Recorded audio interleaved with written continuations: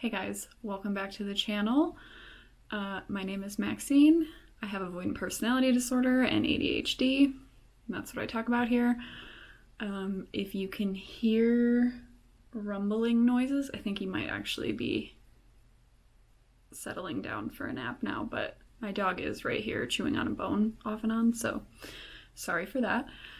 But today I want to talk about lying, avoidant personality disorder, and lying, because although probably most of us in this community by now have come to understand the concept of masking, which is just not being your true self in social situations to protect yourself. So although I understand the concept of masking now and why I got into the habit of telling all of these small lies, I still think it's important to talk about, and it's something that as I grow older, I hope to do less and less, and I hope to be able to become more comfortable in who I am so that I can show up more authentically to others. But for me, there are like three main types of lying, or like ways of lying, and there are like two or three main motivations. And so of course there's lying by omission, by just like not telling somebody about something.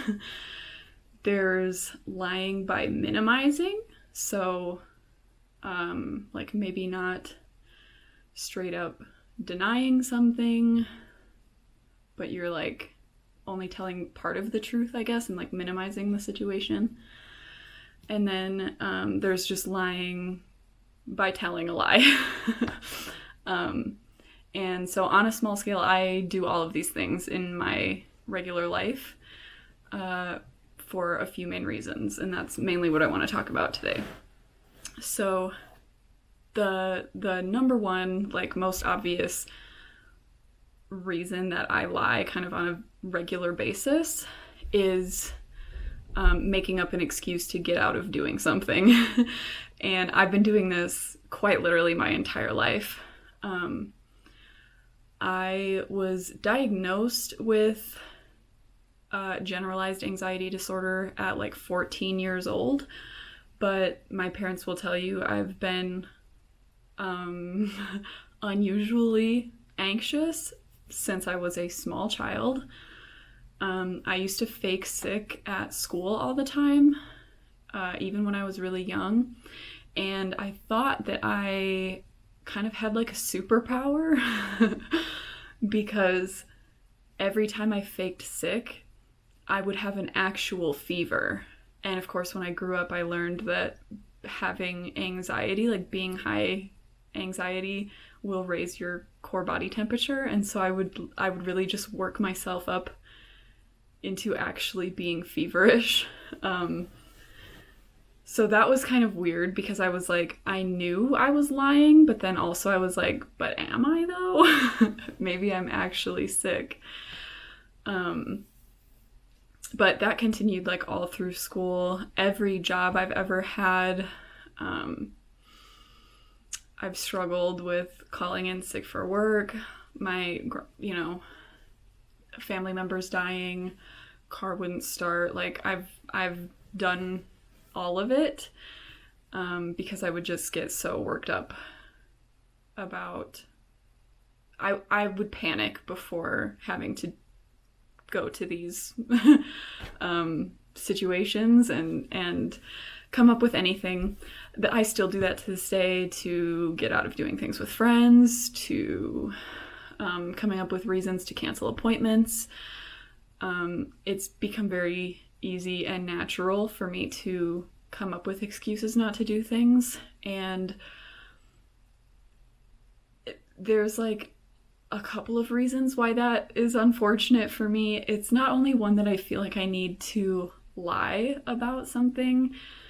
There's a piece of me that wishes I could just have friends close enough that understood me well enough that I could say like, no, I'm just not feeling it today, or I'm just not in the mood, or that understand me and why I can't do things.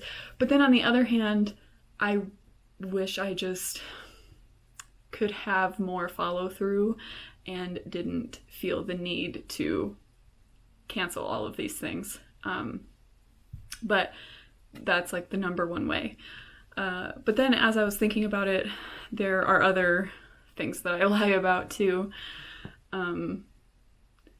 And that most commonly by way of omission, mainly, or like minimizing things when I'm in a group situation with people that maybe have very, very different views from me, that I typically like wouldn't really get along with, that I don't have any interest in forming any real connection with because we're so different.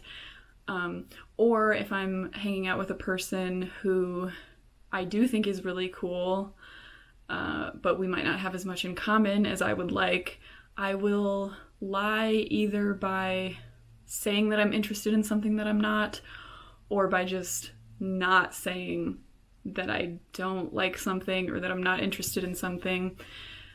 I will kind of mirror the interests and personality of whoever I'm speaking with, and in that way I feel like I'm going to be more liked by these people and be more well recepted, which causes problems for me because then if I do finally end up in a situation where I have like friends, a lot of times these friends are not people that like have values that align with mine, or they're just not the people that I wish I was surrounded by, because in the moment of like meeting them, I cannot be honest about like who I am, out of like this subconscious fear of being rejected for that. And then finally, the last like really big trigger for lying for me in my avoidance is lying to avoid having to have a certain conversation. So like minimizing the way that I feel so that I just don't have to open up and talk about that, or omitting completely something that I'm thinking or feeling. Obviously, this is an awful way to go through life. It breeds so much resentment and confusion for everyone involved, and it really doesn't actually solve anything long term. It only protects me in that moment from having to face a conversation that I don't want to have, which is any vulnerable conversation with another human ever. So it's like, yeah, I feel like I know deep down that I am like a good person in the sense that I want to do what's right, and I try really hard to do that with each like decision that I'm faced with. And I don't ever lie with the intention of like trying to deceive or manipulate people, but that happens. That is the direct result of lying. So it's a defense mechanism. I understand why I do that, but I don't think in most situations, or at least in many situations, I don't think that makes it okay. And it's gotten me to a place where I can't have a normal life if I cannot be authentic and honest with the people around me.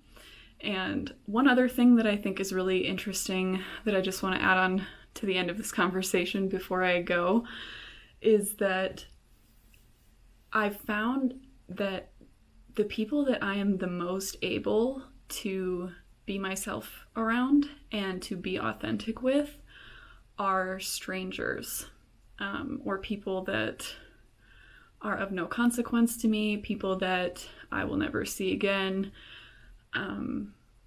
These are the people that I can connect with the most genuinely and the most easily. And I'm wondering if any of you have noticed that about yourselves. So that's it for today. Let me know in the comments if this is something you've also noticed about yourself and what you're doing to practice getting better about that, or just your opinions in general. And I will see you in the next one. Goodbye.